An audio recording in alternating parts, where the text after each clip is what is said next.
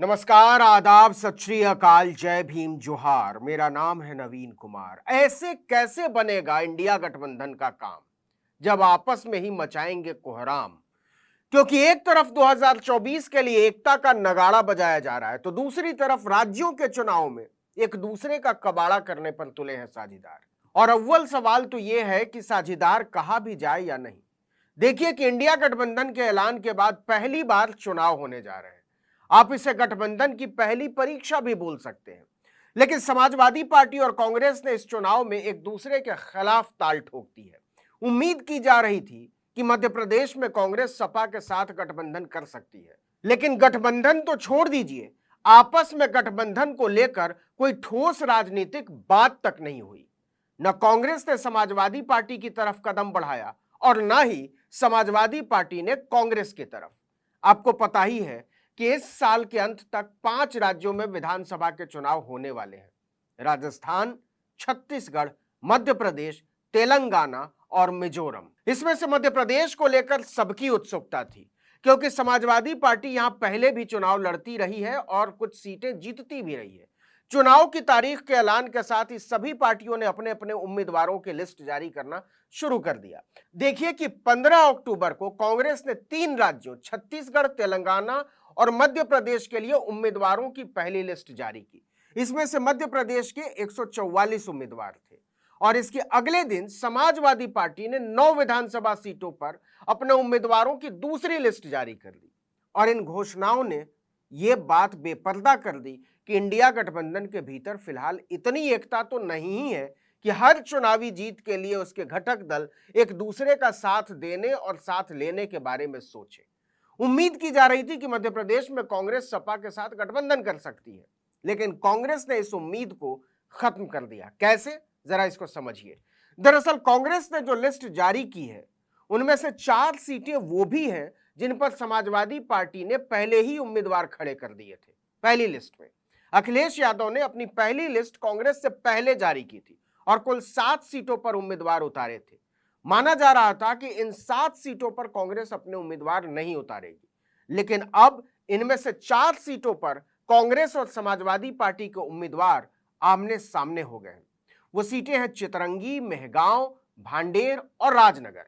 पिछले विधानसभा चुनाव में कांग्रेस को इन चारों सीटों में से सिर्फ चितरंगी में हार का सामना करना पड़ा था। चितरंगी को छोड़कर बाकी की तीनों सीटों पर कांग्रेस को ही जीत मिली थी। लेकिन समाजवादी पार्टी के उतरने से निश्चित तौर पर बीजेपी का फायदा होगा और ठीक ठाक फायदा होगा, समझिएगा, क्योंकि इन सीटों पर भाजपा ने तेजी से अपनी बढ़त बनाई है। देखिए कि भांडेर सीट पर साल 2018 में हुए विधानसभा चुनाव में कांग्रेस ने 40,000 वोट से जीत दर्ज की थी, लेकिन दल बदलने के बाद हुए उपचुनाव में इसी सीट को कांग्रेस ने सिर्फ 161 वोटों से गंवा दिया था। इसी तरह राजनगर सीट से कांग्रेस लगातार 3 बार से जीत रही है, लेकिन यह बात उसे भूलनी नहीं चाहिए कि 2018 के चुनाव में समाजवादी पार्टी को इस सीट पर 23,000 से ज्यादा वोट मिले थे। बात तब और बिगड़ गई जब कांग्रेस की लिस्ट आने के अगले दिन अखिलेश ने 9 और उम्मीदवारों के नाम का ऐलान कर दिया। यह समाजवादी पार्टी की दूसरी लिस्ट है। मध्य प्रदेश के समाजवादी पार्टी अध्यक्ष रामायण सिंह पटेल ने साफ साफ कहा कि कांग्रेस की लिस्ट के साथ ही दोनों पार्टियों के बीच गठबंधन की सारी संभावनाएं खत्म हो गई। उन्होंने कहा, यह सच है कि हमारी कांग्रेस नेतृत्व से थोड़ी बहुत बात हुई थी, लेकिन जब 15 अक्टूबर को उसकी लिस्ट आई तो सब खत्म हो गया। हम इन सीटों पर कांग्रेस और बीजेपी दोनों से मुकाबला करेंगे और अच्छा प्रदर्शन करेंगे। इंडियन एक्सप्रेस ने अखिलेश यादव के करीबी माने जाने वाले एक बड़े नेता के हवाले से यहां तक लिख दिया है कि सपा को लगता है कांग्रेस चाहती ही नहीं बीजेपी हारे। उन्होंने बताया कि समाजवादी पार्टी ने उम्मीदवारों की लिस्ट जारी करने से पहले कांग्रेस नेतृत्व के साथ बातचीत की थी, लेकिन लगता है कि कांग्रेस भारतीय जनता पार्टी को हराने के लिए गठबंधन बनाने में दिलचस्पी नहीं रखती। ऐसा लगता है कि उनका मकसद बीजेपी को नहीं बल्कि समाजवादी पार्टी को हराना है। भले ही लोकसभा चुनाव के लिए हमारा गठबंधन होगा, लेकिन मध्य प्रदेश के विधानसभा चुनाव के मैदान में हम अकेले चुनाव में उतरेंगे। हमने कांग्रेस नेतृत्व से बातचीत करके उन्हें बताया था कि हम 10 सीट चाहते हैं, लेकिन उन्होंने कम सीटों की पेशकश की। लेकिन जो हैरानी की बात है वो ये कि उन्होंने अचानक से हमें बिना बताए इतने सारे उम्मीदवारों का ऐलान कर दिया। उतनी सीटों पर भी बात हो सकती थी। गठबंधन इस तरह काम नहीं करता। इससे पता चलता है कि समाजवादी पार्टी कांग्रेस के रुख से न केवल आहत है, बल्कि उसके मन में बहुत कड़वाहट भी है। आपको बता दें कि साल 2018 के मध्य प्रदेश विधानसभा चुनाव में समाजवादी पार्टी ने केवल एक सीट पर जीत दर्ज की थी, आदिवासी बहुल छतरपुर जिले की बिजावर सीट पर। लेकिन अगर पूरे चुनाव की बात करें तो उसे 6.25% वोट मिले थे, 6.26%। नजदीकी मुकाबले में 6.25% वोट का महत्व बहुत ज्यादा हो जाता है। आपको याद भी होगा कि बहुमत से पीछे रह जाने के बाद कमलनाथ की सरकार को बहुजन समाज पार्टी के 2 विधायकों, समाजवादी पार्टी के 1 विधायक और 4 निर्दलीय विधायकों ने बाहर से समर्थन किया था। लेकिन एक मामले को छोड़ दें तो 2018 चुनाव की तुलना में 2023 का चुनाव बहुत ही अलग है। समानता यह है कि साल 2018 में भी भाजपा सत्ताधारी दल के रूप में मैदान में उतरी थी और इस बार भी सत्ताधारी दल के तौर पर ही मैदान में उतर रही है।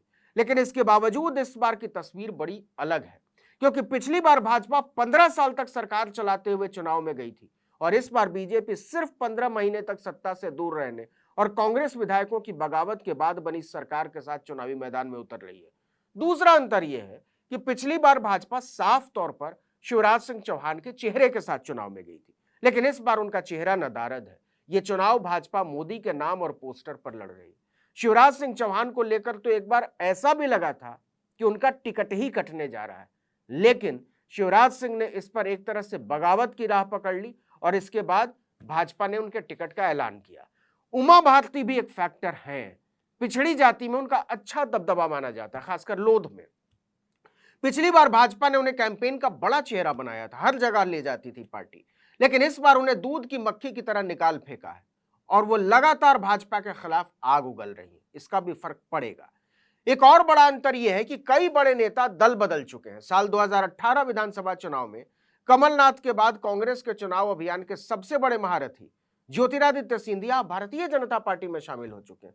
वहीं दूसरी तरफ भाजपा के कई नेता कांग्रेस के पाले में जा चुके हैं, जैसे पूर्व मुख्यमंत्री कैलाश जोशी के बेटे और 3 बार के विधायक दीपक जोशी, पूर्व विधायक कुंवर ध्रुव प्रताप सिंह, राधेलाल बघेल। ऐसे कोई 2 दर्जन से ज्यादा नेता भारतीय जनता पार्टी को छोड़कर कांग्रेस में शामिल हो चुके हैं। कुछ नेता तो ऐसे हैं जो बने तो भाजपा में हुए हैं, लेकिन प्रचार में नहीं निकल रहे बाहर। ऐसे में भाजपा को इंडिया गठबंधन के धड़ों का अलग प्रचार में उतरना बहुत बड़ी मदद कर सकता है। इस वीडियो में इतना ही, लेकिन अगर आपने आर्टिकल 19 इंडिया को अब तक सब्सक्राइब नहीं किया तो फौरन कीजिए, बेल आइकॉन दबाइए, घंटी जैसी आकृति लाइक कीजिए और कमेंट करके बताइए हमारा वीडियो आपको कैसा लगा। यूट्यूब पर देख रहे हैं तो हमारे चैनल को सब्सक्राइब कीजिए, फेसबुक पर देख रहे हैं तो हमारे पेज को लाइक कीजिए, इंस्टाग्राम पर हमें फॉलो कीजिए और हमारा ट्विटर हैंडल है article19_India और मेरा ट्विटर हैंडल है नवीन जर्नलिस्ट। आप मुझे भी फॉलो कर सकते हैं। नमस्कार।